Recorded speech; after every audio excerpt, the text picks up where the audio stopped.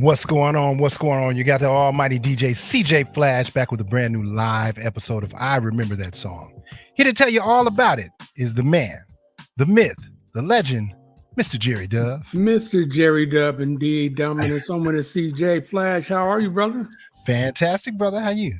I'm fantastic, but I'm trying to get better. You know, it's still hot out here in Bay Point, so I got on a little summer shirt. I know it's the end of September, but I'm gonna make it work. Okay, all right. I didn't get to wear it when I went on a cruise this summer. I didn't get to put it on for whatever reason. Is that like a cruise shirt? It is, because you're supposed to wear it without a t-shirt, and so I didn't want to do that on the cruise, and I don't want to do it on the show either. Yeah, I just do it around the house, for me and the wife. Oh, we're live right now, right? Oh, yes, we are. Okay, my bad. Never mind. Never mind. So look, man, it's good to see you again. It's a Tuesday. It's a 7:05 Pacific. That means it's time for IRTS Live. We are back here every Tuesday. Me and my friends sit around, talk about music and what it means to us. As this man said, I'm Jerry Dub, and that's CJ Flash. And here comes the rest of the team. There's Big Russ. There's D Minor. And there is Ryan Nicole. What's up, everybody? What up? What's going on? Jerry, either we didn't get the memo that we were still wearing summer colors, or you didn't get the memo that we were all rocking black. Oh, you know what? I didn't get that memo. Y'all don't live out here where I live. So if you lived out here where I live, you'd be wearing summer colors. Yeah. Trust me. This is not San Francisco weather out here.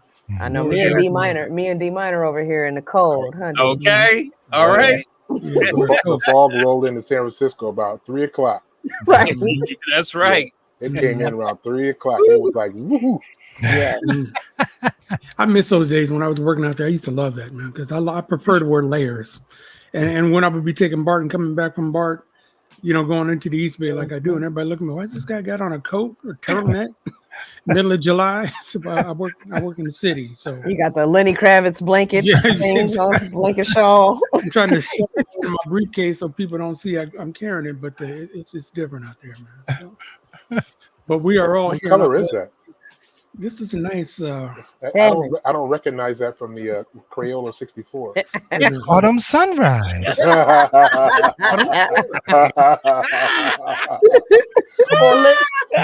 Orlando, you like it? It's autumn sunrise. I believe it's called orange. I don't know. Just orange.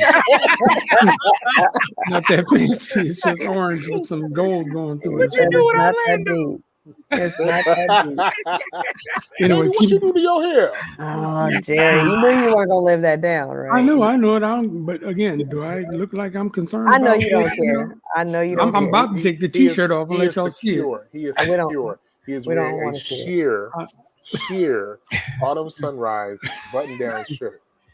Okay. You heard what he said. He already threatened to take his T-shirt off. Right. No. Nipplegate. Thank you. That stopped him, didn't it? That stopped it. All right, well, look, before he runs away, maybe we'll better bring our guest on before he logs out real quick. Just in case he's having second thoughts about it. Tonight we have a great guest. This gentleman here, right there, David Garibaldi. He was voted the 46th greatest drummer of all time. Of all time. He was a long-time member of Tower of Power and co-wrote some of their big hits like What Is Hip, down to the Nightclub and Oakland Stroke, and a whole lot more. So many hits by this group, so much more to talk about with our guests. Let us bring in DG. We'll call him DG from now on, Mr. David Garibaldi. How you doing, sir? You guys are entertaining. You guys got a thing going over there. Don't let them drag you in. See, what's happened in the past is some of our guests will watch this little banter that we have and think they're going to join right in. Yeah, get in there, DJ. Don't get no digs in on me, please. He's already with us. He's wearing black. He's already with us. Yeah, I got the memo. I got the memo. He's on the dark side. All right, Jerry. So you know what I'm talking about, though. You live out in Livermore, so you know what I'm talking about, right? Yeah. We don't have the fog out here. No. At no time of the year, right? That's true. Sometimes wintertime. You get a little that Tule fog out in the winter? Yeah, we get that valley fog and stuff. Yeah. It snows in Livermore. So, sometimes close to Mount Diablo it can, and the hills around the city. Yeah, sure. Okay. We can do that. All right. All right. So, we're already talking about the weather and we just starting the show. That's not a good sign. So let's stop talking about the weather and start talking about you, my man. So look, we really appreciate you being here. I want to shout out Tony Lindsay, who has once again offered up a name that we should contact. And you said, thank you. And here, let me tell y'all folks that I contacted DG about a month and a half ago. And texted him in the daytime. He hit me back later on that day, said, hey, I'm at the airport. We're about to go to Italy. We'll be back in about a month. Hit me back and I will do it. And I hit him back and here he is. Wow, man of his word. Could go to Italy and forget all about us, but he was right there. So I forgot about a lot of stuff when I was there, I'll tell you. Oh, I bet you did. You have a good time there, huh? Excellent, man. We stayed with our family. My wife's from there, so we stayed with her sister, and it's like home to us. And it's really cool. We went down to the south of Italy to the beach and all that, and we went where Italian people go, not the tourists from northern part of Europe. So it's really cool. Great. Do you speak Italian? Enough to get myself in trouble. I can say all the bad words. I can say shit and stuff like that. I think shit kind of works in any country, doesn't it? It's a universal word. Yes. So where should we go in Italy that's non-tourist? Well, you go down to the south because everybody goes to the big cities, Florence and Rome and all those, Milano and all those places. But you go to the south, like we went to Abruzzo, and that's on the Adriatic. And it's beautiful down there. Really nice people. The food's fantastic. And the water is really warm. It's not Caribbean kind of warm, but it's very warm and very pleasant. So, but it was hot. It was like a humid blowtorch. Wow. Incredibly hot. Wow. Okay, scratching that off. Sorry, I can't do that. What was the hottest? How hot did it get? We're back to the weather. Here we go. It was high 90s. High 90s. But high 90s humidity is crazy. But that's when you go in the water. That's when you go there and you get in that beautiful water and just enjoy yourself. It's great. I thought they were off season for us. So I thought Europe was off season. Like if no, not in the summertime. Okay. August is where the whole country kind of goes on vacation. Yeah. They have a holiday there called Ferragosto, and it's a big deal, so everything shuts down pretty much. August, everybody's out, hanging out and relaxing. I love that. We were in Sicily in May, June, sometime back then. Yeah, and I didn't know that they had, like in Spain, you hear about siesta, but in Sicily, they shut down at. So what is that called in Italy where they shut down from like? I don't know what they call it, but 1 o'clock to 3 o'clock. It's like for lunch. Lunch is the big meal. So the stores close in the afternoon and then they open up later in the afternoon. You saw that. The big cities don't do that. The small communities, a lot of them do. Because that's tradition.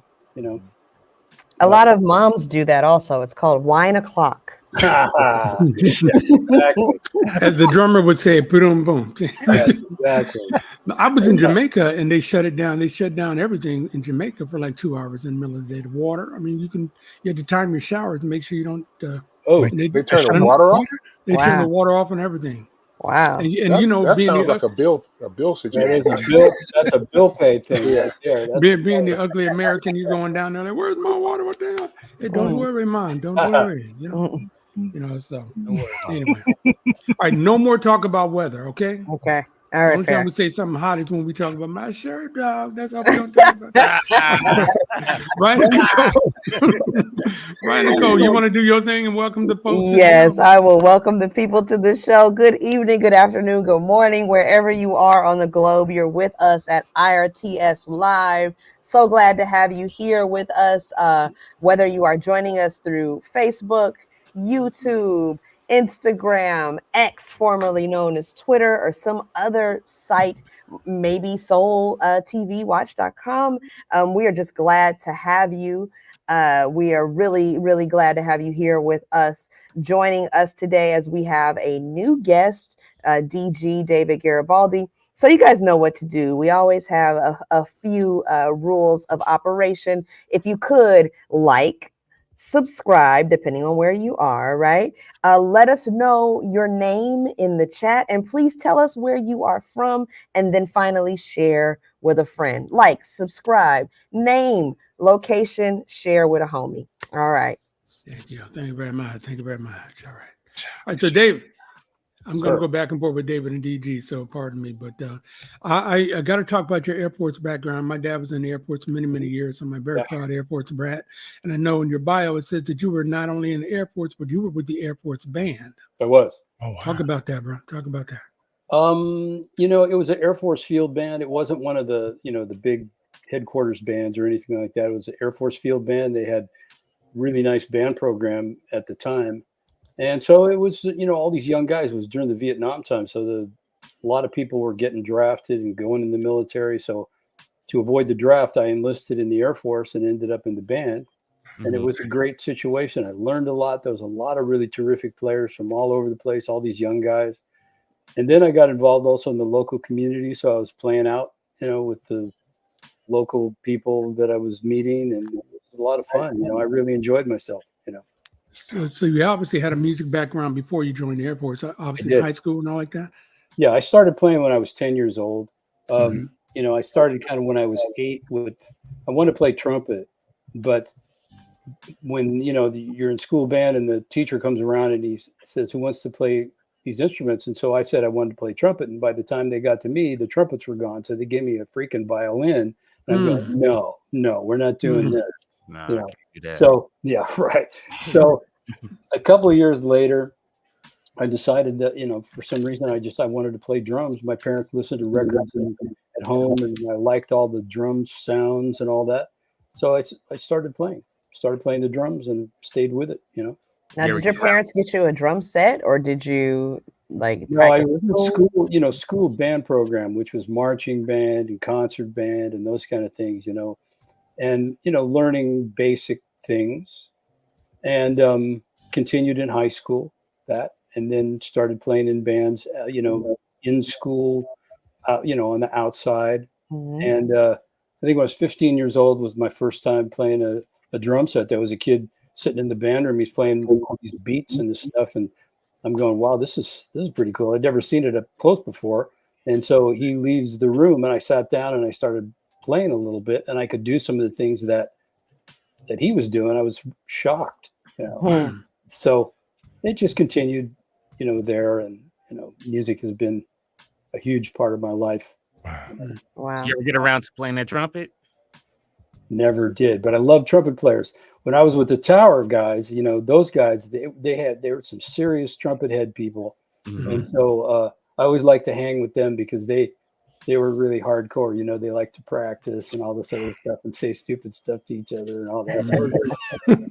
I won't use the other word, you know. You know what I mean? Just say it in Italian. You're fine. Yeah. This shit. Yeah. Hey. Universal language, you know. Hey, so we a month or so ago we had another recommendation from Tony Lindsay on another great drummer, Dennis Chambers, was on, and so well, I was like that, and we had John Paris on from Earth, Wind and Fire. He's been on with us too. So, so we've had a few of you drummers on. So yeah, those are good. Those are my friends there. Those are well, good that's guys. good. I'm glad to hear that, because that would have been awkward if I had brought it up and you're like, can't stand it. But I want to ask you something I did not ask them. Now, I don't know if you're a sports fan or not, but I was talking to CJ, and I was thinking that a drummer is kind of like a catcher in a baseball game because everybody is in front of you. So you know, are you kind of like the leader? Are the drummers ever the music director, or is it always well, the drums are responsible for kind of everything that goes on in the band in terms of, you know, selling the music. I mean, if you think about it, if the drummer's bad, the band is bad. You can have players in the band who are really good, great singer, but if the drummer's not happening, the music's not happening. So, you know, drums have a lot of responsibility, you know, in terms of keeping things in the right space all the time, you know, tempos, you know, emotion, you know, that kind of stuff, you know. So the drummer's got a big spot, a big responsibility in the ensemble.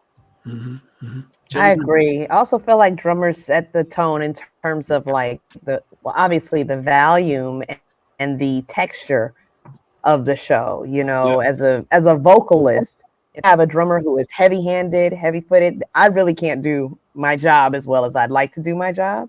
And I love a really good deft drummer who understands, like, you know, sometimes we got to take that down. I don't have to do as much. I'm not the lead person in this moment. I was taught to, you know, to let the music tell you what to do, you know. So all my teachers, you know, told me about that. You know, the music will always tell you what to play. It'll tell you what volume to play. It'll tell you everything that's going on. And so, you know, just like any conversation, you know, the key component of the conversation is listening. And so, you know, if you're a listener, you're going to have really great musical interaction with, you know, your bandmates. So CJ Flash, you're the 46th best drummer. CJ Flash is the 47th best drummer. I saw it on the list. Not even close. On the list. Not even close. You look really close right there next to to be continued. You missing a couple of zeros, like maybe 5 or 6. So 470000. But I have a question for you though about drumming. So probably maybe 20 years ago, maybe a little earlier than that, you started to notice that drummers would have a plastic screen around that. Is that the drummer's choice or is that the lead singer's choice? Good question. I think it depends on the situation you're in. You know, those you know, barriers were to keep the sound from leaking through into all the other microphones and all of that stuff. So it kind of depends on the situation you're in, whether you have those things or not. You know, Tower, we never used those things. We were like just full on, you know, boom, you know, crazy, you know. But I mean, was it hard for you because you have horns, you have the horn section, and of course the lead vocalist, and then of course you're such a factor. Everything flowed. Yeah, because we listen. You know, like the band is really great team, you know, of great musicians. We know how to play together. You know, we kind of own our groove, you know. Yeah. And so, you know, when you do that, everybody's in the same spot all the time, you know. Now I got a couple of a video here. It's a couple minutes long. Just watch you do your work. You guys want to see this? Absolutely. 3, 2, 1. Here we go. Uh-oh. Oh, wrong one. Doggone it. Oh, 3, 2, 1. 3, 2, 1. Here we go.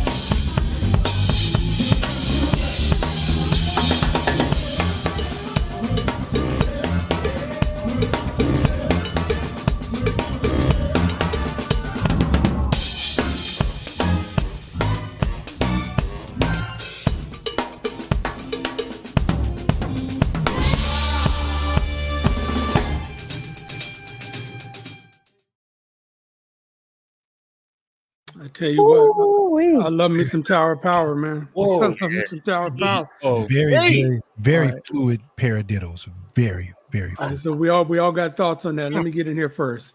You look like you were just doing it so easy, man. Just so easy, because you always see these drummers that are all over the place, and you're just doing it like this, you know. So, Well, I mean, I was taught, to use economy of motion. mhm. You just keep things contained in a small space. It's like martial arts, the 3-inch punch, that kind of thing. So you just stay relaxed, listen, Mhm. drive the bus. Mhm. Yeah. Nice. Yeah, Oh, that you definitely were doing. That was a little compilation of songs there with Tower of Power. But what else, folks? Go ahead, jump in. Yeah, I what I got from that is just, man, you were definitely in control. You were controlling that environment, and I loved it. I mean, it was very relaxed, but the fact that you were able to switch and go right into the next song, man, a lot Well, of that is kind of like a Tower thing, like we would do all these medleys, and so there were certain songs we wanted to play, and we didn't have time in the set list to do everything. So we would just do medleys, and then we would, kind of make them as musical as we could with cool segues and all these other things. And, it worked really cool, so it was always fun to do that.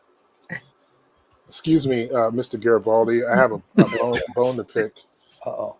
There's so many songs that you have. I will tell you this: as a DJ, there's a Tower of Power song that we love that you guys never play live. Rock Baby. You never ever play it live. Why is that not in the set? It's such a dope song. I don't know why we never did that one. And I agree with you. That was a cool one. We never did. We did that with, I think, McKinley Jackson. I think he produced that stuff. That was a great song. And so just there's, I mean, the show doesn't miss anything except for me, but me. it's just what, okay, and Damien, because it's just one of those as we say on this show, a jam. And it was a jam. Yeah, yes, sir. Never play it. Yeah, we never did that one really live. Other ones, but not that one. Sorry. You could pick from so many. What I got from that video is all the polyrhythms. So I think next to the piano, drumming is one of my most, it's the instrument that fascinates me the most, because it's really the matter of like, rubbing your belly and tapping your head and running at the same time. I'm so fascinated by that. And so I ask every drummer, how do you manage doing that activity alone, and then above and beyond that, managing the polyrhythms within that? Well, I loved big band music. When I was, growing up, I liked Count Basie and all that stuff. I idolized Sonny Payne. I went to see him play with Basie here in the Bay Area, here in San Francisco when I was a kid. And I loved all that stuff, but I also loved the beats and the funk and all that, the Bay Area, Oakland, all that. So with Tower, I just think about it like I'm playing in a big band, but it's 16th notes. I play the arrangements. I compose parts to, that make the arrangements work. And, there's two things in the music. There's orchestration, where it's just composed parts. You play the same kind of parts most of the time that fit with that section, or it's improvised. And so there's a part of that has a blend of those things. It's mostly orchestrated music, but the improvisation part comes in some of the turnarounds and different things like that. In our band, the rhythm section or parts was a really big deal.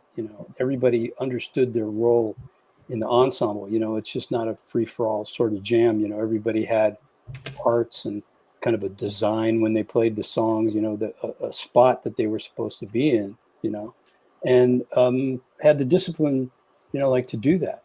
So that was part of our thing, is everyone had a role.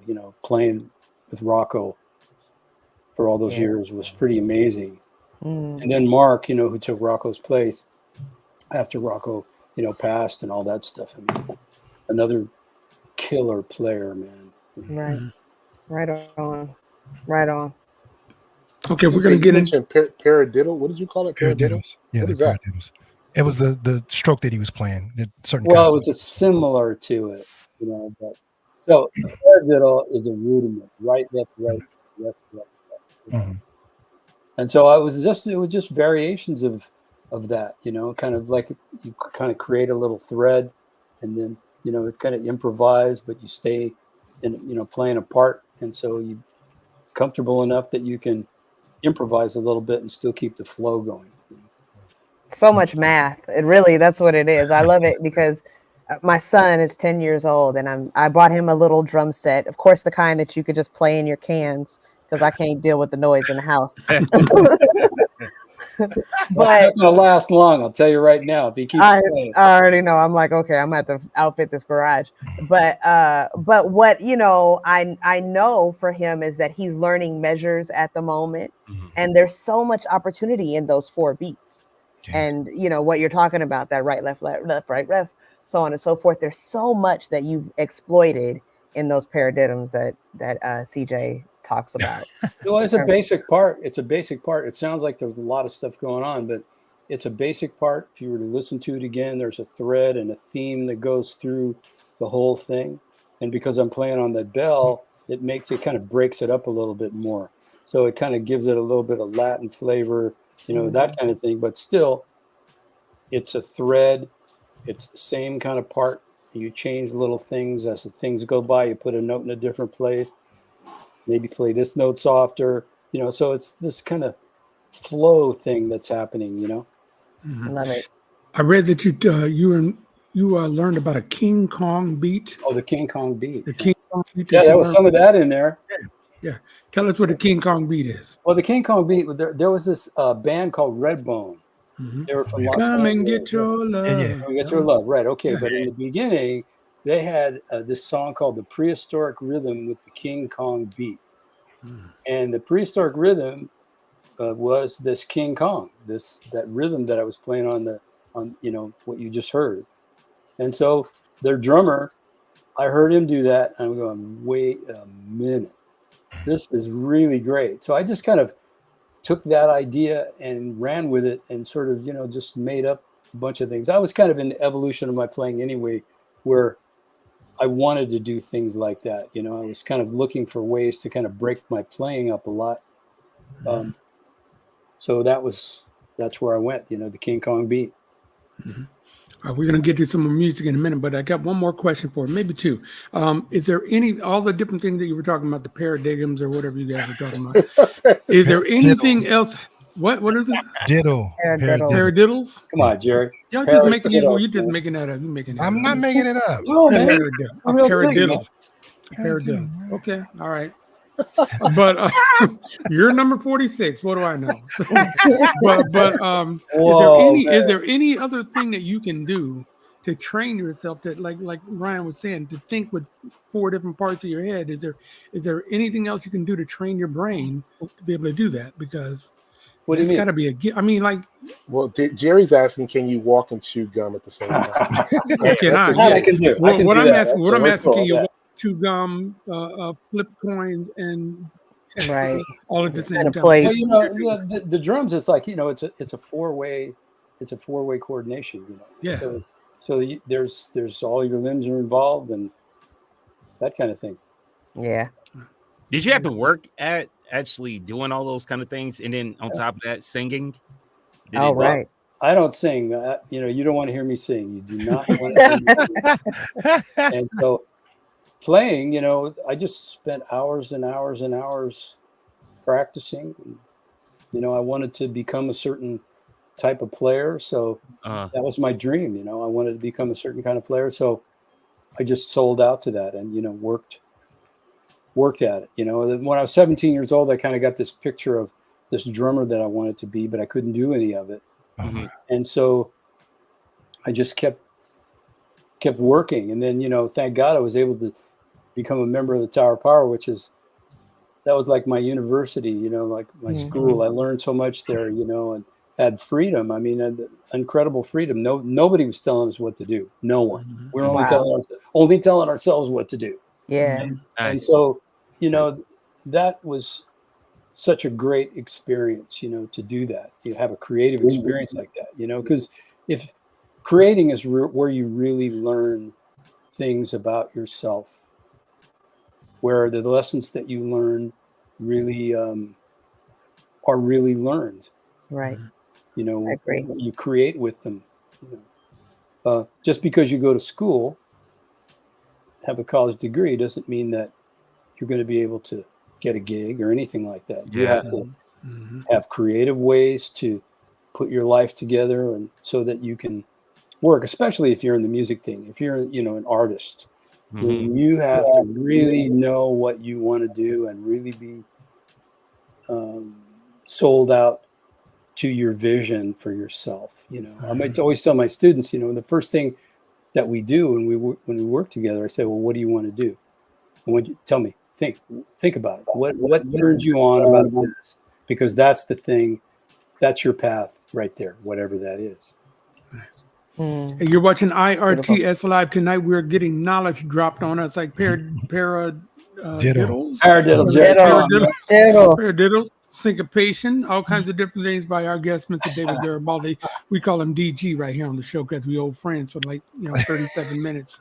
And the whole crew is here, and we're going to play some music that he's been a big part of for many, many years. Tower Powered. CJ Flash, are you ready to go? Always ready. Drop one on me there. Come on.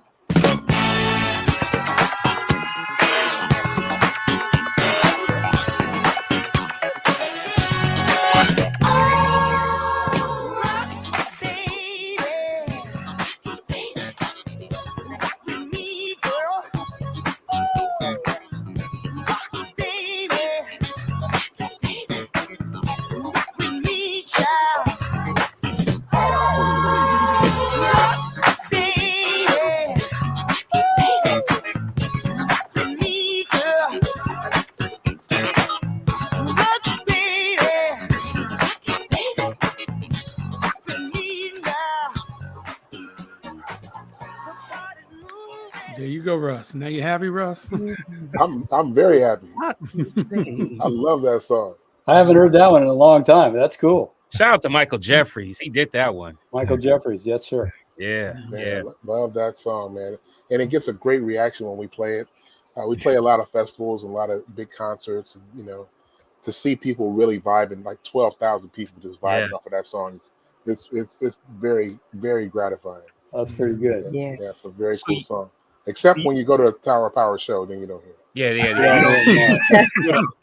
Yeah. Russ and I, we just come out with a sad face and even the horns can't even get us up. Yeah, we just leave the show, get in our car, and put in a cassette, listen to it in the car. Holding a lighter up in our car. This is rough. Jerry, help me, man. This is rough. I know. They're leaning on you, DJ. Welcome to my world, DJ. Welcome to my world. At least you didn't wear an orange see-through shirt, so you're doing good. And now the heat is off of you. That's not going to be me. You don't have to worry about. Jerry got that one. Thank you very much. Hey, Rick Alexander said to tell you hello. My man. Rick Alexander. Whoa. That is Rick. Let's talk about some other folks that are in the chat with us here. The Funky Cosmic Girls. She likes soul with a capital S. We're going to get to a lot of different songs in a little bit. Kim Batiste is with us every Tuesday. That's our girl there, along with Gina Emerson, who's here with us every Tuesday. Jeff Sanders is here with us. Tracy Lawrence is here. These are all the regular folks that are with us every week. We got a whole bunch more of you out there. Cool. Like Ryan said earlier, drop your name, drop your city, and let us know that you're watching and enjoying the show with DG and Tower Power. CJ Flash. Yes. You're up again, sir.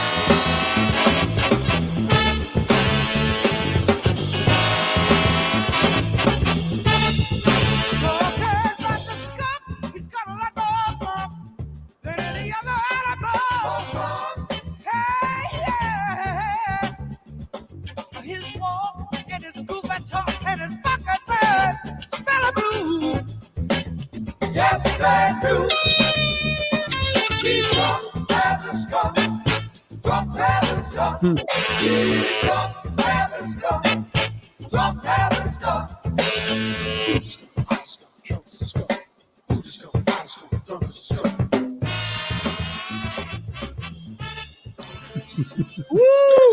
I don't know when I heard that one the last time. CJ talked to him because CJ insisted he was going to play that one for you. Go ahead, talk to him, I Flash. really wanted to start the show off with that, but you guys got to talking about Rock Baby, and so that was more apropos. But that song and that song off of that East Bay Grease album, that's a record. I didn't steal many of my father's records, but I stole this one. I became a DJ partly because he would not let me touch any of his records, but I caught him slipping one day. I got this album, and Gene Amon's album, and a JB's album, Past the Fees. But this album was it, and that was my pick off of that album. That was our first recording. Yeah. Really? So I joined the band July 23rd, 1970. Wow. And they had this record deal. I joined the band got in the band because the producer didn't like the drummer. The drummer was Emilio's brother, Jack. Yeah. And so he made him change the drummer. And they had won a battle of the bands at the Fillmore. The Fillmore used to have these Tuesday night things called Sounds of the City. And the Tower won a record deal on San Francisco Records, Bill Graham's label. And that was the first recording. So I joined in July. We started recording immediately, September, I think. And then November, it was out. I mean, when does that happen these days? So it was, immediate. We were like a jam band, in those days. That was that's what we were doing. Yeah, but you guys, you had clearly nailed so much of your universe, though, in terms of the sound, in terms of the approach to the music, in terms of the aesthetic of like your artwork, like coming straight out the gate. You guys had an identity that was distinctive. Well, when I went to hear them for the first time, they were like 18 years old, and it was at the Keystone Corner in San Francisco, over there on Vallejo Street. Keystone Corner, wow. Keystone Corner. So when I went in to hear them, they were doing like original songs, and really obscure cover songs, and they were doing all these things. They were arranging them in their own way. They already had their own kind of vibe going on. They had these two singers, Rufus Miller and Rick Stevens, but they wouldn't sing together. So they would sing different songs, but the band was killing. I mean, even then, they're 18 years old. They're just young dudes, and had an identity already. Wow. Nice. And you were only like 18 or 19 too, Mike. I was 23. I had just gotten out of the military. Okay. And I met those guys. I was playing in Oakland at this place called the On Broadway down there at Jack London Square. Yeah. And we used to play there, Monday and Tuesday nights. Third and Broadway. And all kind of people used to come and sit in and all this. And so that's where a couple of Tower guys came in and said, "Hey, we're looking for a drummer. Would you want to come in and check us out?" So that's how I met those guys. Nice. Wow. So even Milio's brother didn't have clout because of his brother being the leader, and he gets relieved of his duty. Well, that was a really difficult thing for him to do. He says he did that, he wouldn't have to worry about doing it with anybody else, because it was his brother, Right. Yeah. But they didn't want to stand in the way of the band's success. Jack was pretty cool. That's the Mimi's brother. He was pretty cool about that, and he went on to have a successful career, and doing other things, and still played music and all that, But so when I met those guys, Mike Clark, who was the original drummer, or with Herbie's band, not the original drummer, but in the Headhunters. Yeah, that's right. I met him right after I got out of the military. He's one of the first guys I met, and this is even before we had our gigs, and we were subbing for this drummer in that club. And those guys came in on a night that I was playing. And so it went like that, Wow. Kismet. I love it. All right, dumb question. All right, so you're 23, you're coming out of the Airports band. You really only been playing drums about 7 or 8 years. So did you always want to play like R&B, like soul, like funk music? Was that always in your Well, when I got out of high Diddle? school. I'm going to use it all night long. It's all night Yeah, long. folks. Call me Perry. Paradigm. Call me Perry. That's good. So, Sorry. what are we talking about? Okay, so I got out of high school. Right after I got out of high school, I was playing in a local band here. And the guy said, you know, have you ever seen James Brown? Yeah. And James Brown at the time, you know, this is like mid-60s, 65, 66. He was in town here. He was in the area all the time, played the Cow Palace, you know, San Jose Civic Auditorium, Oakland Auditorium. I mean, he was like playing all the big venues on the radio all the time. Mm-hmm. And so he was playing in San Jose. So we went down there to see the show. Mm-hmm. We go in the afternoon and we go open the front door and it's open. We walk in, San Jose Civic Auditorium, and they're rehearsing. The James Brown band is having a rehearsal. Mm-hmm. So me and my little buddies, we walk up to the stage. Wow. And they didn't say anything to us. They let us stay there and hang out and watch them. And I'd never, ever seen anything like that in my life. It was the same band that was on Live at the Apollo. Wow. You're familiar with that great recording, you know. So Of course. it was those same guys, and man, they just killed me. I mean, I just right then I knew that was the kind of music that I wanted to play, and I didn't know how that was going to happen, but that's what I wanted to do. That was my path right there. Wow. I wanted to be like that. Yeah. Well, James' longtime drummer Clyde Stubblefield, Yes, the sir. legendary Clyde, Good he said man. that you're his favorite drummer. That's what I read. So how Well, about he's that? very kind. You know, if you're ever listening to "I Got the Feeling," Yeah. Mhm. that's 1968. Mm. 1968. Mhm. And the vocabulary that he uses in this song is like guys are still trying to play that way today. I mean, this brother was from the future. I'm not kidding. And he came and he brought something, incredible thing to us, you know, some kind of alien visitation. I told him that.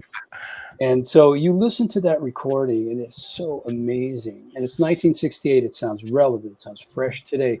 It's just like you're listening to, you know, to Elvin Jones or Max Roach or Tony Williams, guys like that, you know, who made a really big impact in their music. Yeah. So this is like Clyde's footprint is all over contemporary music today. You know, him and Jabba, you know, the two drummers that played together with James, especially Clyde, you know, because he invented lots of great stuff that we all still use. That whole concept of beats, you know, the first one I think was Cold Sweat, the one that was at 1967, something like that. I was in the military. I'm sitting in the base cafeteria, and they had a jukebox in there in the days when there were jukeboxes. And this comes on. I was stunned. Yeah. I was just couldn't believe what I was hearing. This great, cool funk beat and all. I mean, it was just great, you know. And so turned out, you know, Clyde, I eventually met him. We became friends. And even in his passing, I did an article and a transcription of that song for, I think it was Percussive Art Society magazine, one of those things, you know, as a tribute to him. But what a gentle man he was, just a cool guy, you know, and what a player, man. Wow. It's beautiful. Well, he loved you, so that's got to be great. That's a great compliment right there, man. So let's hear some more of that music, CJ Flash.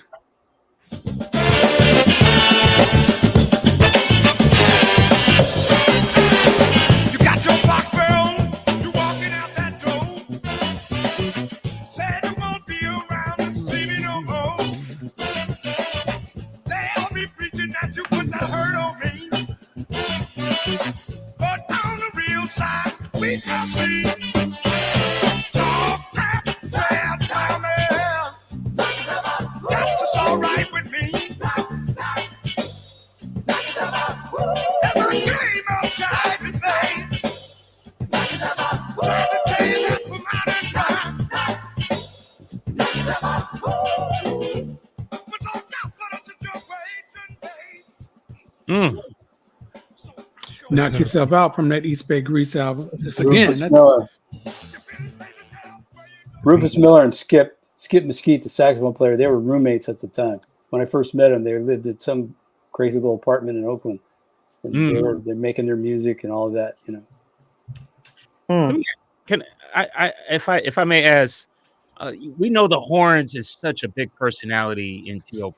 We understand that, and then the singers, of course, like Rufus, like Rick, and Edward, and Mike, and of course Lenny. But would you say musically that the band kind of evolved around you when it came to certain sounds and maybe arrangements and things like that? Well, we would build arrangements around beats. We would do that. You listen to On the Serious Side or Oakland Stroke or any of those kind of things, you know. I'd come up with these crazy beats and we'd build music around these things, you know. So the rhythm section was kind of the fabric of the rhythm was a really big part of our music, you know. It continues to be. Well,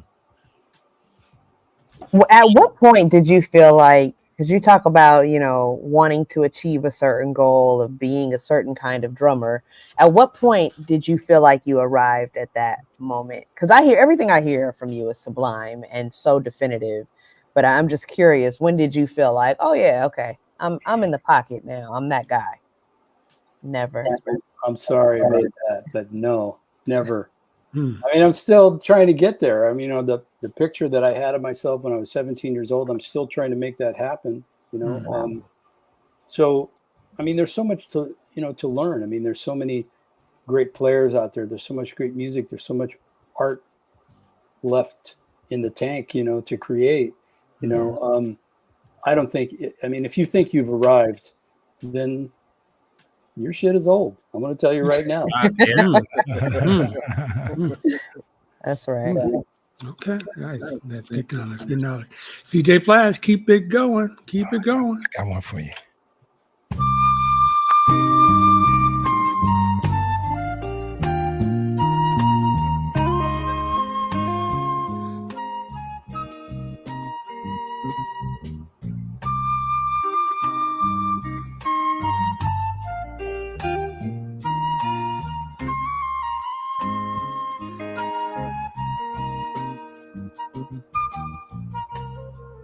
When God made you,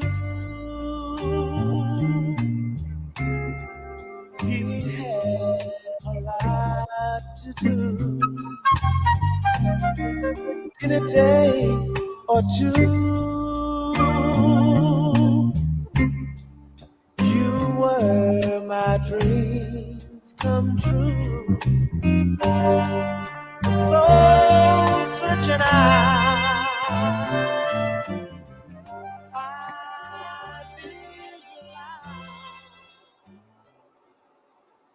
Rick Stevens. Man. I don't recall any other song from Tower of Power with a flute in it. Is that one of the few, or is that the only one? That's one of the few. I mean, at the time, you know, that was kind of a big deal. You know? Yeah. Who that we talked to that was all about the flute? It was Michael Cooper from Confunction. Yeah. He learned it from the Daz Band. Brick. From Brick. From Brick. About the flute. And the flute was a big deal. Jimmy Brown's dad. Yeah, Jimmy Brown. Yeah. Jimmy Brown. Yeah, and they also were talking about what's the woman's name? Oh, she's fantastic. What's her name? Flautas? Yeah. Current? No. Back in the day. Oh my goodness. Bobby Humphries? Bobby Humphries. Bobby Humphries. Yeah. I'm thinking Bobby, but I didn't want to. No, I'm not going to say that. That's wrong. Bobby Humphries, yeah. Yeah. Does it look to you like anybody cares about being wrong? Hello, my name is Jimmy. Cares about being wrong. Just if it's not safe. You're in a safe place. That was a totally different sound for you guys, but it's a beautiful song. It's a legendary song. That's one of your favorites. I know you got to play that whenever you guys did a show. So we would do that every. You know, we would kind of like resurrect a lot of songs. You know, we would do them for a while. There was a period where we had 4 different sets that we would rotate. And, you know, it was all really challenging music. We would make the music as challenging as we could, you know, so we picked the songs where you really got to blow. And we had 4 sets like that. It was really fun. Really great to do that. You know? Did you ever pick a song that was random? You thought it was random, but as soon as you hit it, you just got this incredible reaction from the crowd. Like, why haven't we played this before? We used to get that for all kind of stuff. I mean, people, Tower fans. I mean, they're something, man. They're knowledgeable. They know what they're listening to. They like all of it. So. You trying to seed something over there, Russ? Yes, he is. Trying You to. already know. That's what I'm I heard He's him. still trying He's to get waiting Rock right Baby time. in there. Still trying to get Yeah, Rock Baby. yeah. Either Rock Baby or I'll be at the back of the audience saying, "Freebird." Freebird. We, And you what? we- Now let me ask you this. Now I got family on the East Coast, Maryland. They don't know as much about Tower Power as we do out here. Oof, they're missing out. So I know they're missing out, but are there pockets that you guys are better? I mean, Yeah, I that was want to like, think that you're universal.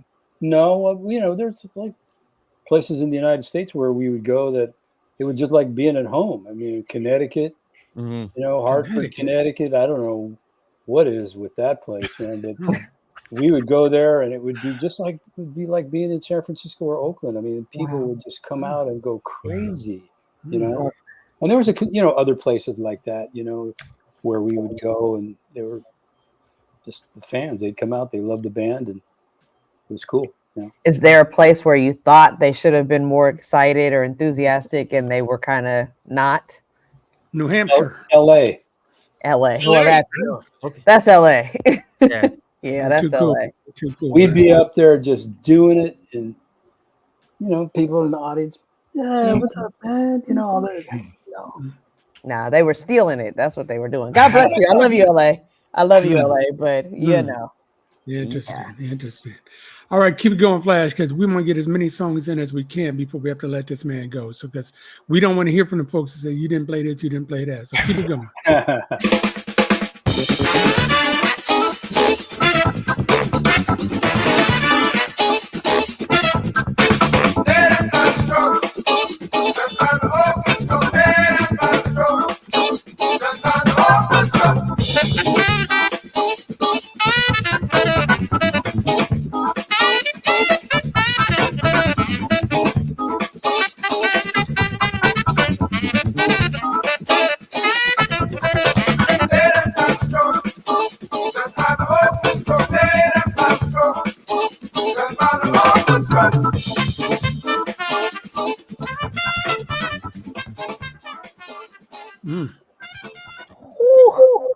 Now you co-wrote that one, right?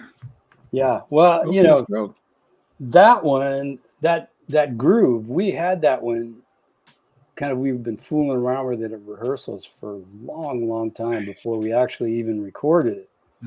And so we had done Back to Oakland. We did it in Seattle and at K Smith Studios downtown Seattle. And so I did all my tracks and I went home. Mimi and the guys, they stayed up there were doing horn overdubs and all the other stuff that had to happen. So Mimi calls me and he says, we need one more song. And we didn't have one. So he says, you got to come up here. We're going to have to put a song together. So on my way up there, I'm thinking, well, what about this beat? This beat might be something really cool that we could build something off of. So I brought it up there and we tried it and it worked like 10. We kind of did an arrangement, let everybody take solos and all that stuff. I remember with Rocco, Rocco was kind of a really interesting guy because when he was playing the bass, he was playing the bass. When he wasn't playing the bass, he wasn't playing the bass. He could care less. And so he had a real instinctive way that he played. So I played the beat for him. I said, Rocco, listen, where those two open hi-hat things are in the middle of the groove, don't play. And then all the rest of it, you just kind of play what you want and see what happens. Because he didn't want me to tell him how to play. And so I had to use psychology and all this other stuff to get him to play stuff with me. And so he did it. And that's kind of how, how that ended up. And then, of course, Lenny Pickett and Chester and all that, Man, that's so definitive. So, first of all, I'm imagining you playing, and I know that you play, the economy of movement, as you said, but that song is such cardio. Like it just feels like a workout. Were you drenched with sweat when that song is over? I'm sorry, no. No. I'm so cool. I'm so cool, girl. So cool. Yeah, And this is not like, you know, HIT training, you know, it's not that, you know. Yeah. You know, really, I mean, it's just something that we played, and that was it, you know. It sounds way more rigorous. It than, really does. It really Well, does. there's a lot going on, you know. Yeah. You know, tower style, you know. So Yeah. And I love the way that you guys incorporated Oakland. You always brought it back home. I mean, this cover here is iconic. Iconic. It's iconic. This shirt I'm wearing is my. I don't have a Tower of Power shirt, so this is my ode to that outfit back to Oakland. Nice. yeah, there you go. Nice. Yeah, that billboard, that was like that was right in that spot, you know. But the city or the Caltrans or whoever it was, they wouldn't allow it to be the same color as one of the signs, the highway signs. It was a billboard. So it had to be a different color so people wouldn't get confused and all this other stuff. I don't know why, but it was right there in that same spot. That's where the billboard was. That's funny. Because you don't want people to use the album cover as directions. I used the Tower of Power album and I somehow I didn't end up. It was a real rented outdoor media billboard that they rented and put that image on there. And they also had it on at Tower Bay in Columbus. They also had it there. The huge was the 8x8 they had there too. It was so cool. Yeah. That was whose idea was that? That was a great idea. Bruce Steinberg. He passed away, but he did all our covers, album covers, and I mean he took so many pictures of all the great San Francisco bands. You know, he was kind of like a music photographer in San Francisco, capturing all kind of stuff. You know, all the big events, Rolling Stones, everybody. You know, all the huge events, Bill Graham stuff. You know, Michael Zagaris mentions him in his book. Another local but globally known rock photographer.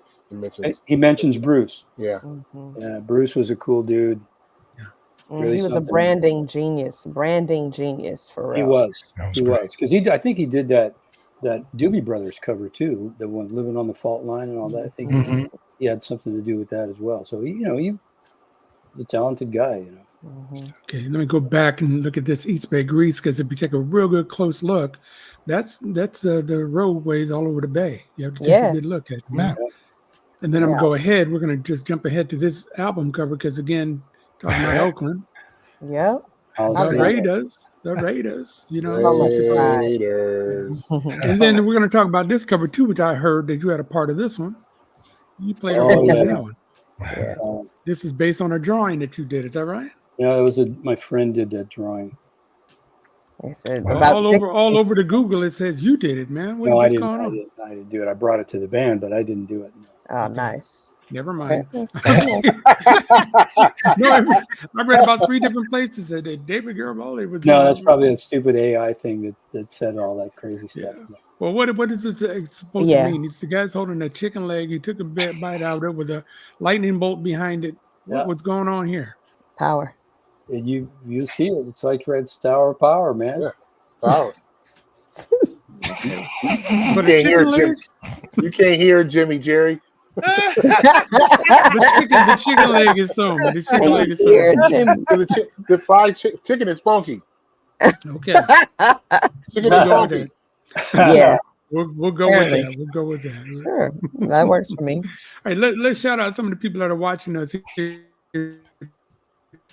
tonight. I see Robert Vernon is out there. Becca Boo. I haven't seen that name before. Where you watching us from, girl?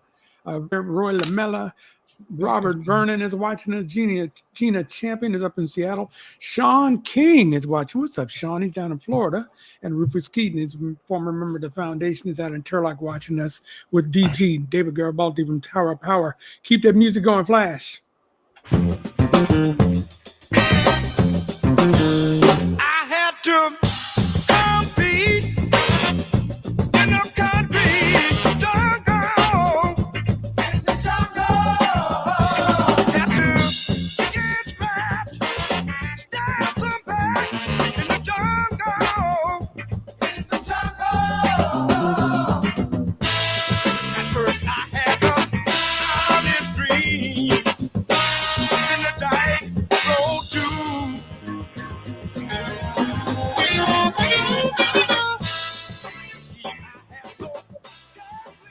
Haven't heard that one in a while either. What is that? I don't know. I've ever heard that one. What's that? Back on the What is streets. that? Back on the streets. Back I on don't the know that streets. one. Mm-mm. Back on the streets again. When I was a kid, I used to think that Tom Jones was in Tower of Power because I can hear that. he would mimic everything that Rick was doing, and it sounded like, okay, he must be in the band, you know. Definitely not. He couldn't hang. Well, Tom probably could, huh? Tom Jones is bad. You dude, think he man. would? I mean, he's a cold man, but I don't He had a know. couple of funky joints. Yeah, He's a real Tom bad got a dude. hood back. Yeah. He really does. We did tours with him. I mean, he was a Did he? Okay. It's possible. See, super person and great singer. Well done. I know. Fair My enough. mama and half my aunties loved him some Tom Jones. I that. know. It's true. I know. All my aunties are definitely mad at that comment I just made, but I'm just saying. I don't see Tom in the Power of Power. I just don't see him. No. I agree with you. Yeah, he did. But you could open for him though, and that's as close as he could get though. But I used to hear that voice as a kid, and I was like, because he would have that same tone in some of the songs that he would do. It's because he's also, as a little kid, he had a variety show. Yeah. So I would see him on TV all the time. So he was omnipresent. So it just was, as a kid, I guess I was just making that connection. I hear it. That's okay. All right. Shout out again to Jay Rizzo, Lynette Johnson, Washington's watching us. Keep it going, Flash.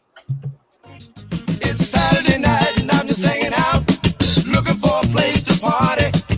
I jumped into my ride and it hits the road, 'cause there's only one place to go, down to the nightclub. Ooh, women be ratchet and ready and to the nightclub. We go bump city. Sitting by the dance floor, checking it out, watching the man with the fast feet. Got the hippest threads and the bad boogaloo, the big old bag of tricks. Down to the nightclub. You can get what you want if you know how to find it. To the nightclub. Ooh, we be slick. Ooh, the people be bumping. At Bump City. That song was only like 2 minutes, 28 seconds long, something like that. Real short song. It was short. Yeah, it was a short one. You said, I love that song, man. Love that song. Now I'm looking at your face while you listen to these songs. Yeah, What's going through your mind? Because he's not. It looks like he's not happy, and then all of a sudden he'll hear something and he'll No, smile. because I haven't listened to these things like those versions. Mm-hmm. Like Nightclub, we did that a bunch of times over the last few years. We would do different versions of it, and so we were always rearranging things and all that. So to hear some of these things, I mean, especially off the East Bay Grease record, I haven't listened to any of that stuff, man, forever. Is it taking you back? It does. Yeah. It does, absolutely. Makes me think of all kind of stuff, I can see it in your face. Kim Batiste says stank. Says Kim Batiste. Say it in Italian, David. Say it in Italian. No, okay. But that was a hit. Nice and clean. Who did your production too? Because all your stuff is really clean. Well, it depends on which record you're listening to. Like that one, the Bump City record, we did that in Memphis. Okay. And so Steve Cropper, who played on all of that, Stax stuff, he was going to be the producer. But he was having some sort of contract dispute with Stax. So he could not have his name on the project, but he was there at the studio every day. So his engineer, Ron Capone, he was the one whose name went on the record, but they were both there. Steve was there with us, throughout the whole production. So Nice. he was really, historic. Yeah, he's another bad dude, man. Yes, green onions, and all of that. that. Snack. Yeah. My dad used to love green onions. That was his jam, man. But the open on that and just your drumming on that one again. Now that we know that you're very relaxed and all like that, that's very cool. So let me ask you this about the relaxing. When you watch other guys drum, and you see them doing all this and going to all like, it's like my two DJ brothers here. When you see the DJs that are doing this and they're pretending like, and I asked them about one time, what are they doing? They're not doing nothing. They're just acting like they're turning knobs and pushing buttons. So when you see that, do you just look at them like, young man? I mean, you're gonna need those strokes one day. It kind of depends. I mean, I think about this kind of a weird kind of a way, because to me, it's just all art. And so if somebody, it's art, no more, no less. Somebody wants to wave their arms and, do all this other crazy stuff that they want to do, that's cool with me. I mean, what does it sound like in the music when you close your eyes? Does it sound cool? Right. Right. So they can jump around all they want and do all the stuff that they're going to do, but does it sound cool with the music? Does it make the music move? Right. Speaking of young men, is there anybody or women that you're checking for that are new, or newer, that are great drummers? Nate Smith. Oh my God! Oh, Nate. Nice. Nate is ridiculous. I love that cool record that he's got out, that Pocket Change record. Yes. That's kind of like a new take on an old concept, loops and all that stuff, and he's a good dude. He's a really, really cool guy. We had him on the Stick People podcast, nice. He's just cool, I love it. Nate was here earlier this year, I think, playing with Zoe. And they're coming back in December. Oh my God, I can't wait. Yeah, he gets around. I mean, he's got a really great reputation. Sounds really good all the time, Yeah, I Very love his consistent. stuff. Very consistent. Yes, I love his yes, stuff. he is. It's funny you mentioned, and I'll say this and then I'll stop talking, but you're one of the few musicians that I hear, and drummers in particular, talk about the instrumentation as beats. And that really resonates with me as an MC, as somebody who is in hip hop. That's what we call our music. That's what the producers call the music, is beats. And I've heard it frowned upon before as a reduction of the orchestration that a musician is creating. And so I'm just curious about why you elect to call it beats as opposed to. Because it is. It is what it is. Because it is. I mean, it's beats. I mean, all the different things that I did with Tower, all the different sections of songs, those are all like beats, different beats. I mean, I love the thing of beats. When I went to listen to James Brown, there wasn't a fill in 150 miles. They would just play these beats, and they would play these long ass grooves that just went on, and the time wouldn't change, and it would just create this thing, and it was beats. I mean, it was so hip. Man, I want to do that. That's the thing I want to do. Yeah. I mean, I think it's, really, I mean, it's really the foundation of all kind of, contemporary music is that, beats. It really is. Indeed. I know we have lots of music to get to, but I do have a question. Can you learn a pocket? Yeah, sure you can. Yeah, so when you first start out as a young drummer, you don't really have that. You know how some singers have perfect pitch, and that's their tool that they use.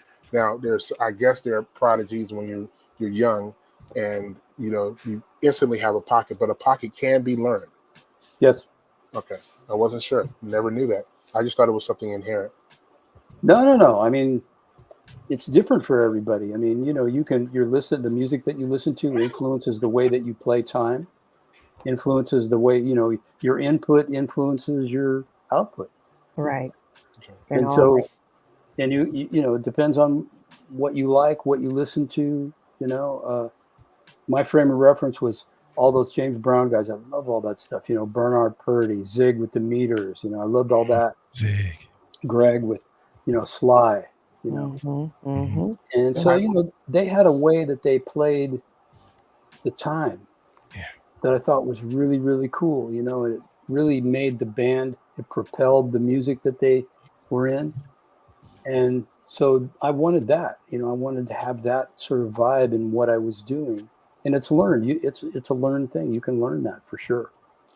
There's some, believe it or not, I shouldn't say this to you because I'm sure you know, but heavy metal drummers, a lot of heavy metal drummers learned how to play by mimicking what the samples they heard on hip hop. I believe that. Yeah, sure. Yeah, it's so weird because they're playing with the triple speed kick, and I don't know the real term for it. It just sounds. It's panding. Never mind, Jerry. Never mind. Did he say Pandingo? Did he say Pandingo? He did say Pandingo. Get him. Mute him right now. I'm running the board here. Pandingo.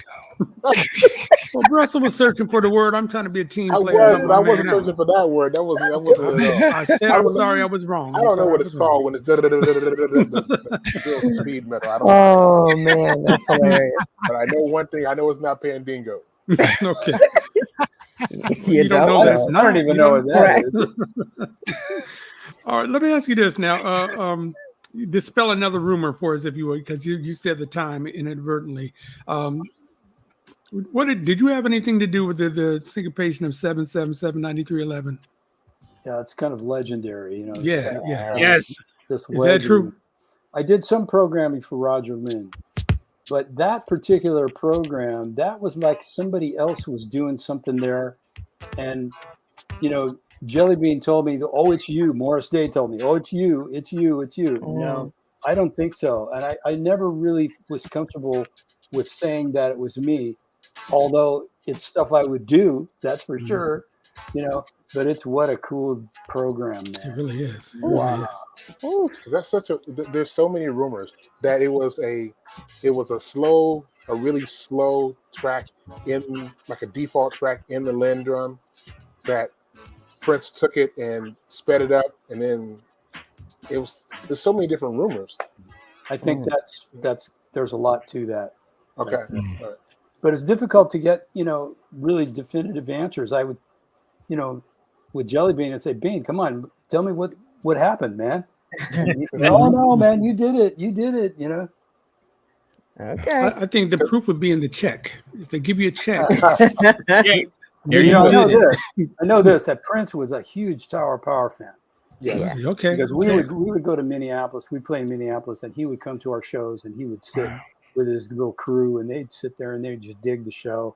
And I remember one time we played we used to do this outdoor gig in the summer at the Minneapolis Zoo. They have like an outdoor venue there. Nice. And I remember the first time that Prince came, he stood on the stage right behind one of the speakers. And he was a little dude, so nobody could see him pretty much. You know? And so he's standing there, he's watching us, and he's like checking me out all night, just watching the rhythm section and kind of how we interacted and all that stuff. And, you know, afterward, he came up and introduced himself to me, and I'm going, holy shit, this is Prince wants to talk to me. You know? But it was so great. You know, it was it was an honor, you know, to have somebody like that dig your music, you know, somebody so influential and so creative, you know, in what he did. Did you go have pancakes later? We didn't have any pancakes. No Play pancakes. basketball? You play a little basketball? Or? No, we didn't play basketball. We had pancakes. Did you wear a shirt like this one? No, I wouldn't do that. If you wore that shirt, you'd have to cleanse yourself in the waters of Lake. I just set 'em up. That's what we do. I'm a team player. I'm the drummer of the show. I'm watching you all. Oh, that's funny. I hate to do this, y'all. I gotta run. This is such a phenomenal show, but I am. in the Yeah, I see all theater that going after on all. behind you. It's A lot like of they're like activity. run around trying to shut down the Yeah, theater behind they're you. sweeping up behind you. They really are. My feet are lifted. They're sleeping under my feet right now. So, Well, make sure that when you get in your car, you turn them back on, because we'll be talking just a few more minutes with certainly DG will. and have a little bit more fun. So it's good to yes, see you, Ryan. brother DG, thank you for coming to the show. It's Catch a you next pleasure time. pleasure to meet you, and you better get out of there before they sweep you out. I know. I'm going. All right. DG, I wanted to ask, you know, while touring with TOP, and was there ever a song that you knew, like when you guys had the set and everything, and was there a song that you knew, like, okay, we about to really have a good show here? Was there ever a song that really just struck that nerve? Yeah, there was. We used to, you know, a lot of the up-tempo stuff would be like that, but the stuff that had the most impact in the audience was the ballads. Willing to Learn, As Surely As I Stand Here, you know, that kind of stuff. Just When We Start Making It, you know, from the Back to Oakland record. Oh yeah, that's. And so we would do those songs, and we would, they would become performance pieces, and they would really showcase the band's dynamics and ability to play, you know, musically. You know, it was just, and it was really, really fun to play. because we would add all this stuff to it. And then after a period of months and weeks, the songs would evolve and they would become performance pieces, and they were so fun to play, and the audience would be just spellbound sometimes, the way that the vibe was, it was really, really fun. Now, Great. I'm sorry, Mr. No, you go ahead, D. Now I had to step away for a minute, but I did want to ask another question, and as we had talked about earlier, as far as like how you were saying how a lot of the ideas kind of came about from the rhythm side of the band. I know you had stepped away for a bit, and Ronnie Beck had stepped in and did a couple of albums with you there. How was it seeing someone like him play DG stuff? Well, that's kind of a hard thing, to say, really. I mean, I just appreciated all the guys that were doing it. I mean, they were doing their best. They were playing the gig, and they sort of had to play some of those songs. And even though stylistically maybe they weren't there, they still had to address those songs. I mean, if you're going to play in Count Basie's band, you better be playing Count Basie music. Right. You better be playing like Sonny Payne and, that kind of thing. Yeah. So that's kind of like they were, had a lot of pressure on them to do that sort of thing. I think that a drummer that really I thought really did it well was Herman Matthews. He's subs for me a lot. Have done that over the years. He was in the band for a long time, and he's one of those kind of guys. He's like a chameleon. He can make himself sound good in a lot of different situations, and really made the band sound really good. Different than me, but that's cool, because he made the chair his own, which I thought was the smart thing to do. You don't want to go in and copy somebody. Right on. Okay, keep it going, Flash. Keep it going. You said something about balance.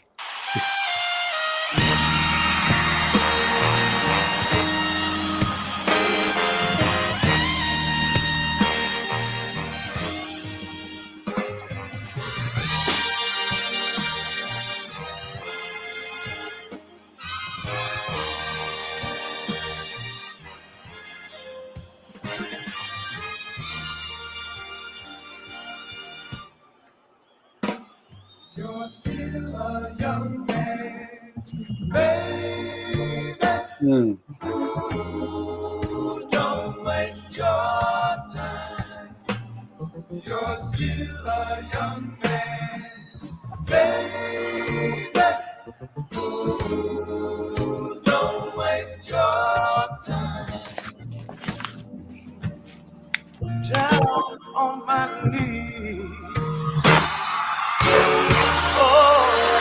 Heart in hand, I was accused of being too young, but I'm not so young. Yeah, that's Hubert Tubbs. Hubert just passed away. Yeah. Just passed away, like just a few weeks ago. Oh, Wow. Very sorry to hear that. That recording, that Live in Living Color, we did the In the Slot recording at the same time. So that one there we did on the weekends. And we go out and do gigs, and then the other one, In the Slot, we would do in the studio during the week. Okay, you recorded that one in Sacramento. That was Sacramento. Yeah. That we were there doing gigs, and then there was also one El Cerrito, Cerritos, California. Cerritos. Yeah. Interesting choice of places there. You must have knew you were going to have a good live. Was it the acoustics? I mean, how did you decide you're going to do a show in Sacramento as opposed to? I did not decide that. Honestly, I don't know how that happened. Turned out pretty good, though. It did. It really did. I'm really shocked you said that Los Angeles in that area is one of the cities that did not really connect with your live performance. Because when I just think about Los Angeles, I think about the Hispanic community and how they gravitated, because I know what I play and I know the reaction that I get. And it's just shocking that Southern California was not like one of those hotbed cities for you. Well, when we would play the Hollywood Bowl, for instance, or the Greek Theater, I mean, the audiences were not crazy like they usually would get at our shows. You go, out east to Temecula, and people are dealing out there. They're just having a good time and getting loud and crazy and having fun. You know, it's a different thing. I just thought that you play the Greek Theater or the Hollywood Bowl.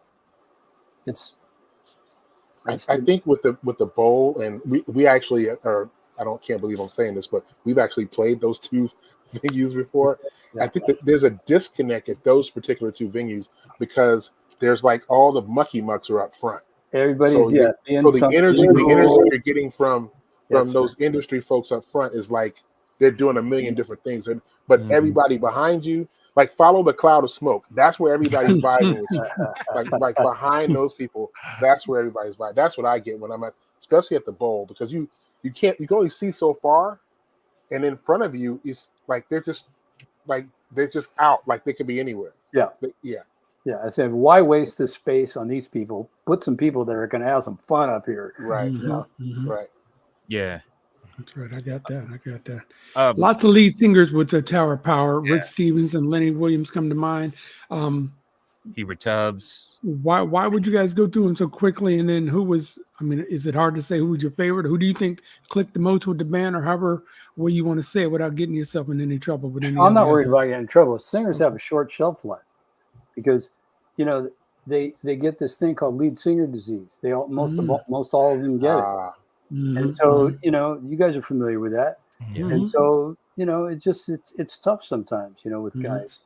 You know, they start thinking that the world revolves around them, and you know, there's only a few of them that really can be part of an ensemble.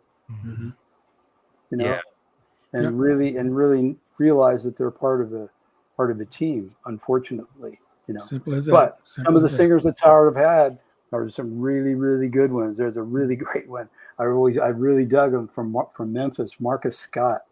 This guy, man, he can just sing anything, and you know, improvise, and you know, stage presence, everything. He's a young guy, really, really, really fabulous, fabulous singer. But you know, he didn't last that long for that reason. Is that the young dude that was on the that played the anniversary party, the anniversary show?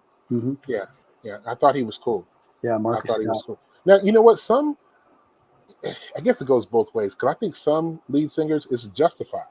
Some lead singers in a group are like, for instance, Damien. So we just saw Journey. Yeah. So Steve Perry was like the guy.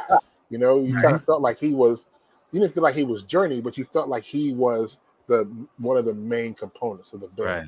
Yeah. You know. So I think sometimes it's justified, but I get where people sometimes it's like we've had so many groups that have broken up because somebody says, "No, I think it should be IRTS featuring Russell Gabriel." You know? Yeah. No. I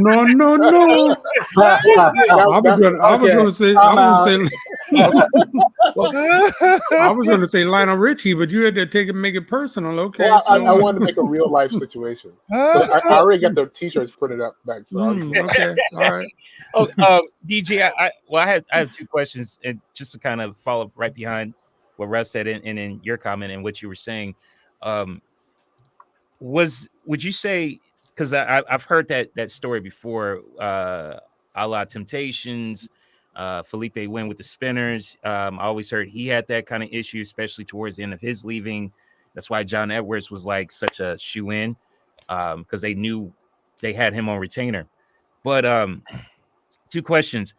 Would you say that being that you guys kind of ran through a lot of lead singers in TOP was because maybe they were trying to compete with the horns? That's one question. Or the drums. Or the drums in this case. Yeah, or the drums too. Second question.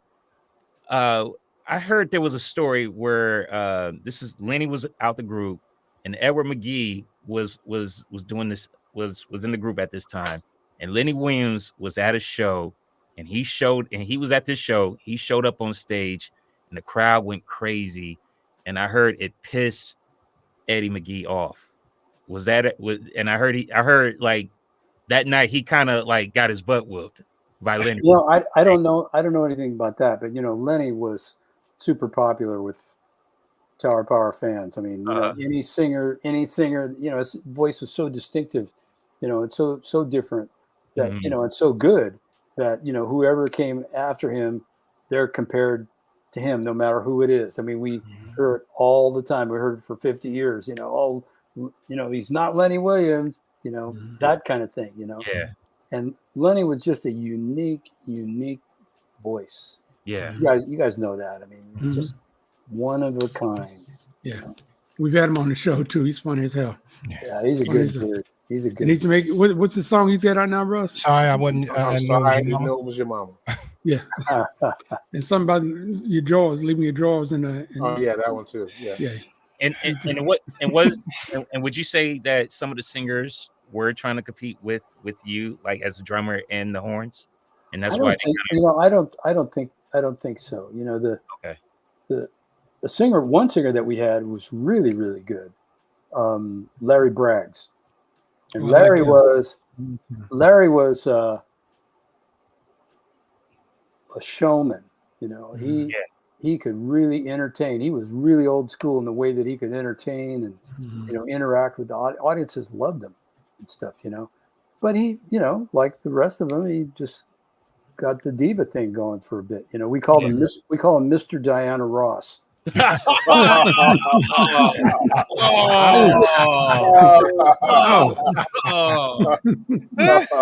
But I'll say this: LB was like a fabulous musician.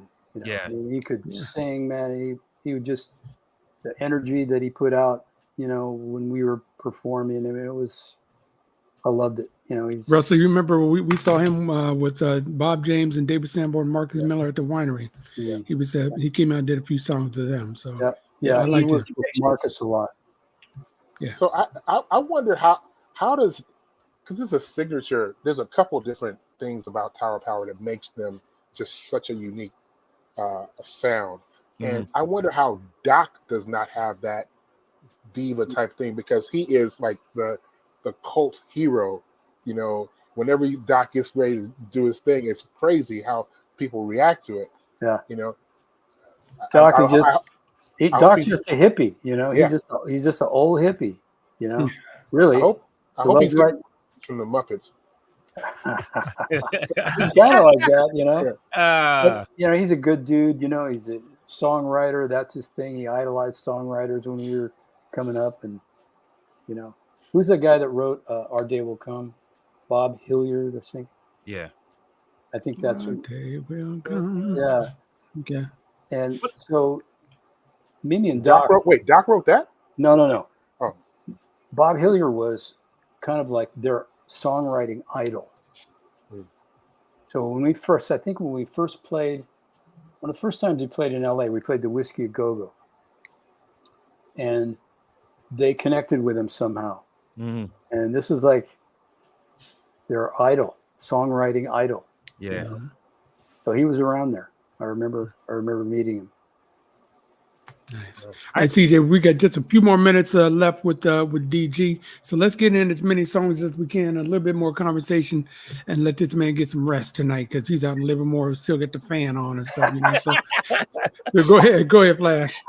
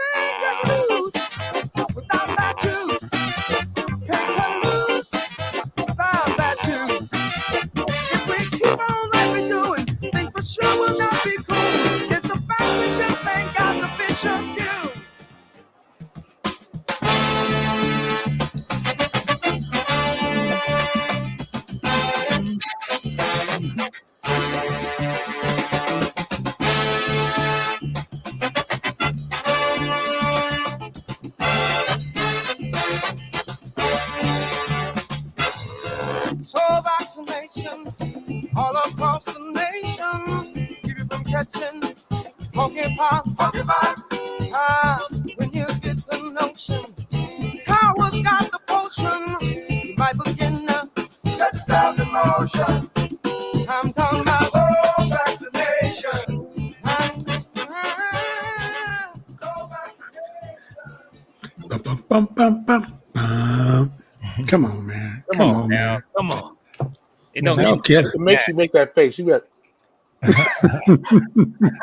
Which was the one that made you say, ooh? What was that one? Yeah. coming out of you had to be having fun. You were like, oh. Was there only so much Only oil so on the much oil ground? on the ground, Yeah, yeah, it made yeah. you say, ooh. I was thinking, having fun. I was thinking of Ronnie Beck. Oh, Okay, wow. Yeah. And that Yeah, last Explain on song. Go ahead. I'm sorry. Yep. There's a really good one that we did on the soul side of town, or maybe it's on Step Up. It's called After Hours. It's an instrumental. CJ, you got that one? I am going to find it in just a second. Don't tell nobody. I did. What did you like? What did you like about that one? Why was that one so cool? You just have to listen to it and see. It's kind of a surprise Tower of Power thing. Okay, well, our pressure's on you, CJ. You're going to have to do something. Yeah. Ain't no pressure. We got this. Pressure. Well, let me know when you're ready then. Let me know when you're ready. It's like What I Michael did Jordan wanna- at the Garden. What I did want to talk about though was that last song that I played, Soul Vaccination. It has elements of what Fela started incorporating into his band in Nigeria.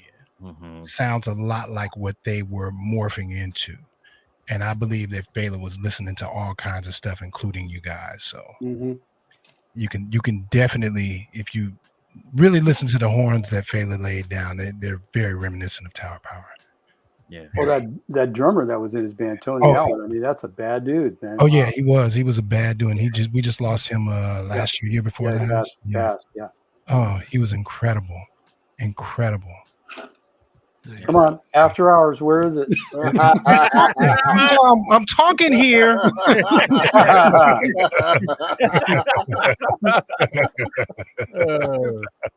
Oh, wait, are we still stretching? No, I mean you can talk amongst yourselves. No. Okay, yeah. You let me know when I'll you got let you it. know when I'm ready. You'll Okay. see my hand go up like this. What part? I want to just say real quick. I know we were talking about the lead singers and everything. One guy that I always that I appreciated, he doesn't get a lot of say, is Ellis Hall. Ellis, man. So there was a gig we did in Canada. I think in Markham. I think it was close to Toronto. And our lead singer at the time couldn't make the gig, so Ellis did it. And so the gig turned into kind of a clinic on Tower Power music. Wow. So we would do a song, and Emilio, he would talk about the song. He would talk about how it was written, the inspiration for it, who were the, this kind of like what was going on at the time, with the band, when the song was written, where we recorded it. Yeah. Sounds like he stole my show idea. What's he doing? That sounds like IRTS live. He just didn't have the shirt on, man. Not everybody's able, man. Not everybody's able. Please continue. Okay, so oh man, I just ruined the whole vibe here. No, you didn't. No, I love it, bro. I love it, bro. You in. I love it.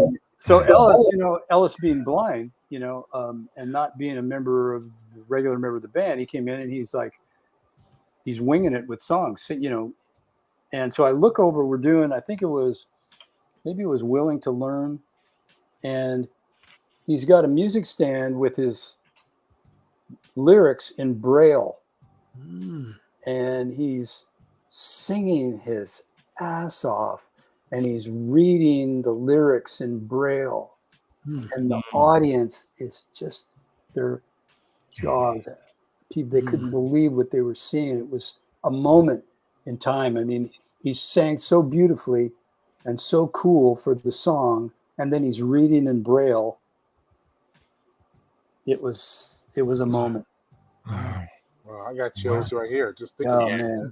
man, Good one, Yeah. D-Minor, good one. Yeah, I always loved Ellis Hall, and Ellis is beautiful. you, Yeah, you kind of it was like you got two for the price of one with him because he played keys and he could sing.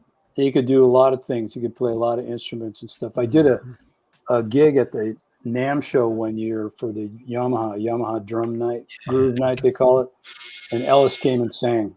Oh wow, It was great, man. must have been something. Mm. Yeah. Wow. All right, Flash, did you raise your hand? Of course I did. All right, let's You didn't go. see it, but I did because I just didn't show you. Let's hear After Hours.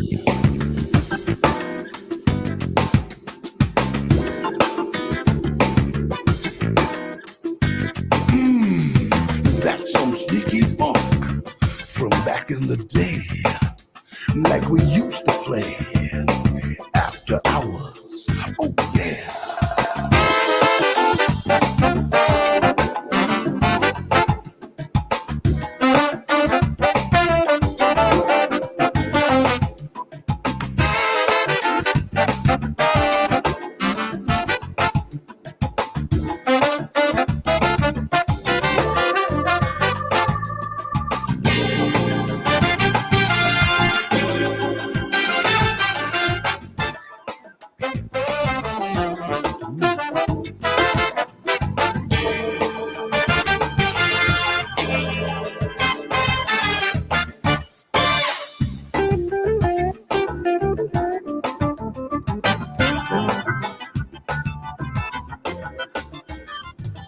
Okay. All right. Now I'm gonna have to make sure I pull up and hear the whole song. That sounds cool. Yeah, that's a good That was one. real cool. That was real cool. I gotta admit, I only know this song because a band that I love seeing play live, Soul Live did a cover of that at a show at the Fillmore, believe it or not. And that's the only reason, because I get confused when the timing is not basic 4/4. I get confused, and after like it picks up. Like, what is that? I got to figure out what that is. But they did a really good job of Eric Krasno on guitar, and it was. Oh, I would love to hear that. That's a cool band anyway. I love those guys. Yeah, they're phenomenal. We got to get them on the show too. They're crazy. Yeah. Hold on, I'm typing and talking at the same time. Here we go. We just got a couple more minutes, a few more minutes with DG here, man. So we got two songs I was just sending to Flash that he's got to play for us. So I know you mentioned a podcast earlier. Let's sell some stuff here. You got podcasts, you got books, you got all kinds of things going on. Oh, yeah. So you're teaching and all that kind of Yeah, I stuff. do all that stuff.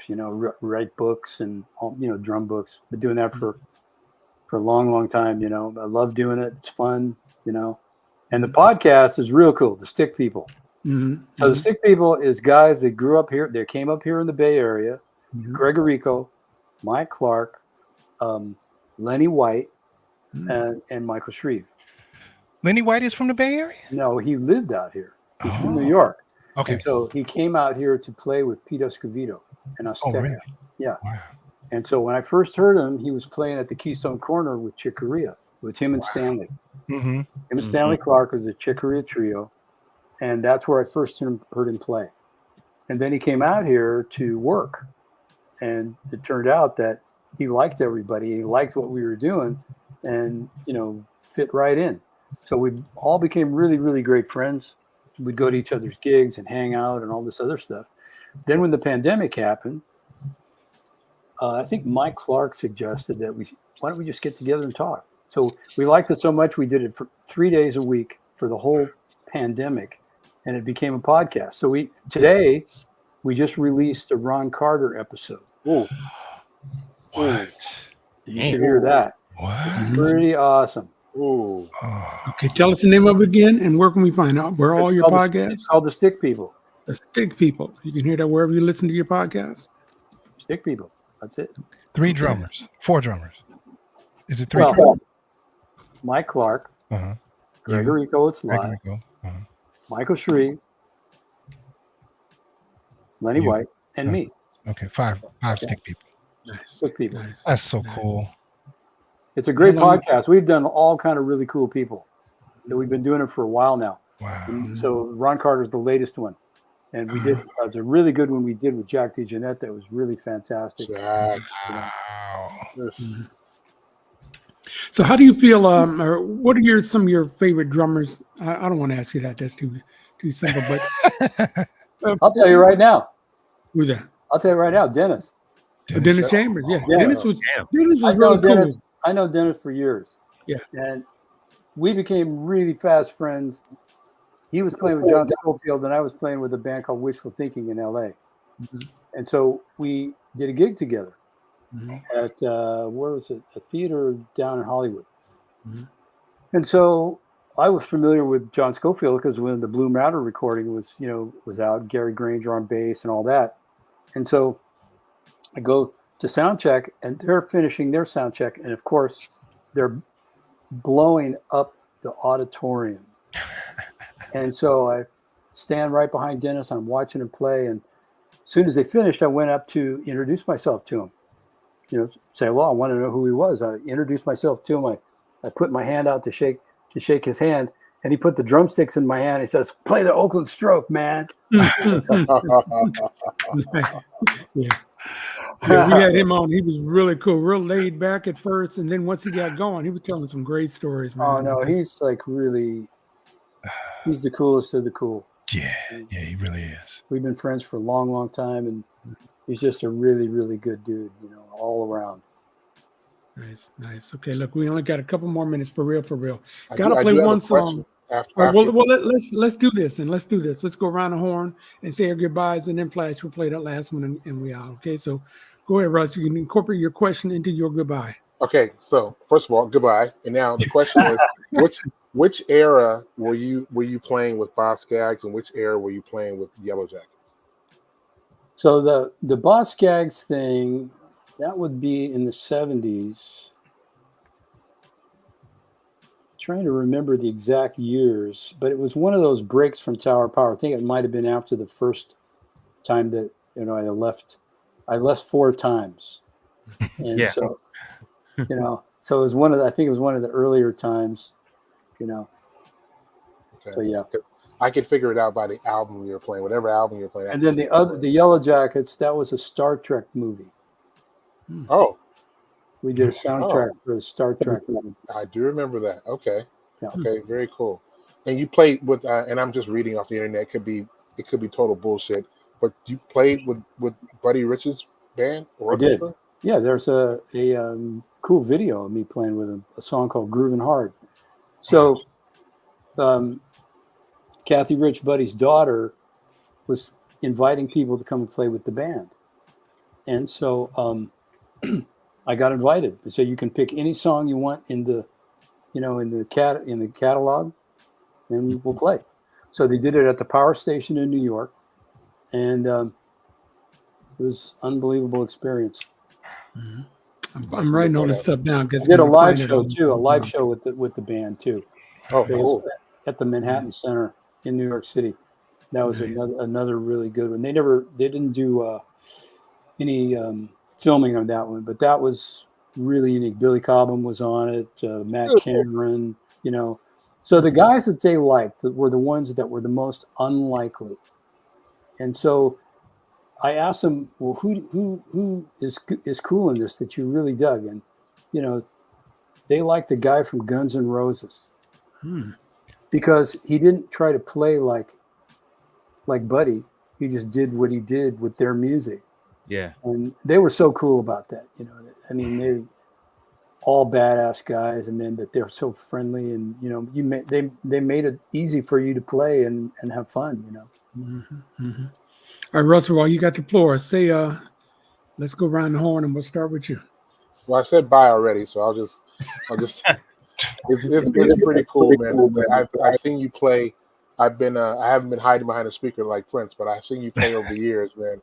And it's always so. I watch what you do, and it's so cool what you do, and it's understated yet so powerful. Man, I'm just happy to actually just share some time with you. That's my honor, brother. Yeah. It's a pleasure, man.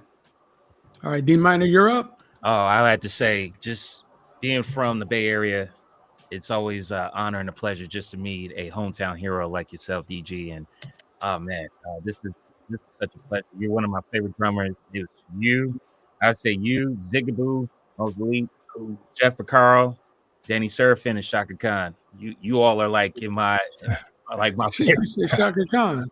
Okay. Shaka plays drums. She played drums, but she's played drums. But this is David Girl. You know, No, she's tough too now. Yeah, she can play. She can play, G-Dub. She ain't in the top 46. I know that. So, I wanted to come on the show, so I'll just deny it if she hears me say that. But it's a play. I've seen just seeing you from afar, and now just having the opportunity with my people just to be able to meet you is just. I appreciate it, D. Thank you, man. Thank you very much. It's an honor meeting you, man. Thank you. All right, CJ Flash. I've gravitated to drummers since I can remember, growing up here in the Bay Area, and you've been one of them in person later, but more so on wax since the start of Tower Power. I thank you. You've given me more gems than you know. Really, you really have. Just by listening. I appreciate it. Thank you so much. Yes. And I will close it all out by saying, again, thank you very much. And one more shout out to Tony Lindsay for giving me your information. Thank you so much for being a man of your word. And even after a month in Italy, coming back and remembering to do the show. I hope you've enjoyed it half as much. It's been great, man. Are you kidding? We've enjoyed it with you. This has been cool. So we're going to make sure that we listen to the Stick people, play After Hours. We're going to find Grooving Hard. I got all kind of notes from things that you've been saying. Stick people with Ron Carter. You got to check it out. He's a brilliant. We're going to sing you an orange shirt too. I'm going to send him this shirt. I'm going to send him this one, man. Because I'll probably never wear it again after this night. So I may as well just give it away. All right, so look, thank you guys for watching IRTS Live. We will be back next Tuesday at 7 o'clock with another show. Thank you for watching. If you really like what you see and you didn't get to catch the whole show, wait a couple of minutes. It will start all over again. Or you can go to our YouTube channel at IRTS Space Show. CJ, play my favorite all-time Tower Power song that was co-written by this man as we say goodnight. Go ahead, bro.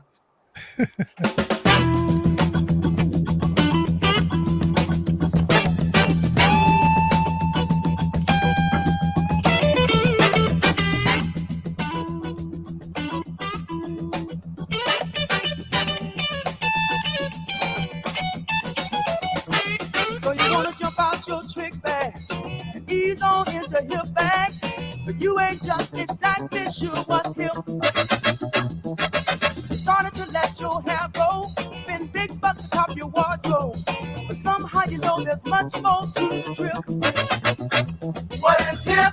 Tell me if you think you know. What is hip? If you really hip, the past and the years will show you in a hip trip. Maybe hipper than hip. What is him?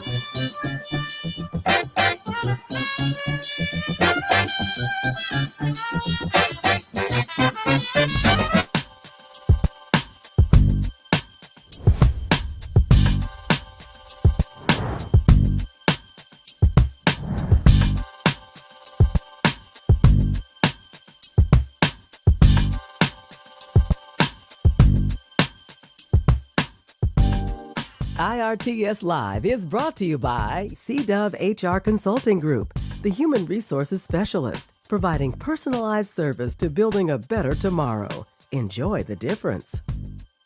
Lifelong Medical Care, offering free vaccines for everyone 12 and over. Call Lifelong at 510-549-5454 or visit lifelongmedical.org. Check out gdovedesigns.com to get t-shirts and hoodies that make a statement. Join DJs Big Russ and CJ Flash for the world-famous show live Fridays, noon to 4 Pacific. Catch them on the following social media platforms. And if you'd like to join us as a sponsor, please email us at info@irtsshow.com.